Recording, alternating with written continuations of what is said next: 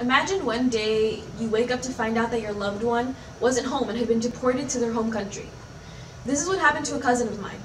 One day she woke up to discover that her dad just wasn't home and had been deported. By definition, deportation means the lawful expulsion of an undesired alien or other person from a state. This means that people who are members of our community, our relatives and friends, are defined as undesired and as aliens, which completely detaches them from being a human being. These people simply strive for a better life for themselves and for their families. I believe that this topic is worth talking about because I have experienced it within my own family, and it is an ongoing issue on a global level. Something a lot of people don't know is why undocumented people get deported and what their families go through and how it can be prevented. The main reasons immigrants are faced with are because of faulty paperwork, violation of immigration law, such as a false marriage. There are a little over 1,000 deportations a day. Now, under the Trump administration, there has been a surge in the incidents that have occurred involving deportations.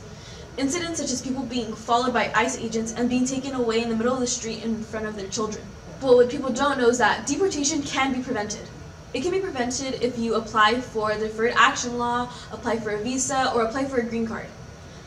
But despite the many available programs, the processes can take up to as long as a decade, which for many of these families is just too long when their time is running out.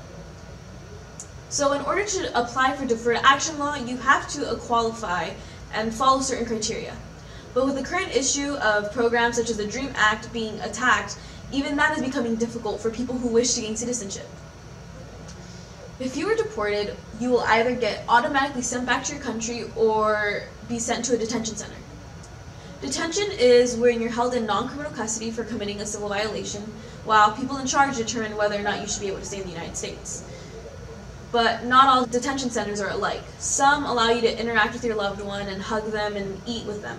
Others, you have to talk to them through a glass as if they are some horrible criminal. My 12-year-old cousin provided the information about the types of detention centers.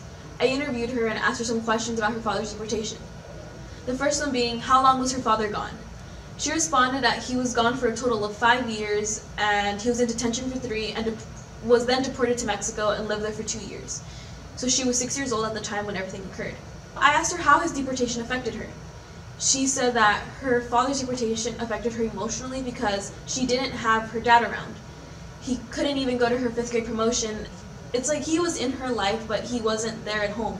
So it's like there was this vague figure that was kind of there, but not at the same time. When faced with the question as to how his absence affected her family, she said it was the hardest 5 years of their lives. Not having her dad around made everything sad, and she started to notice how it was affecting her mom. Her mom started to lose a lot of weight and couldn't sleep at night.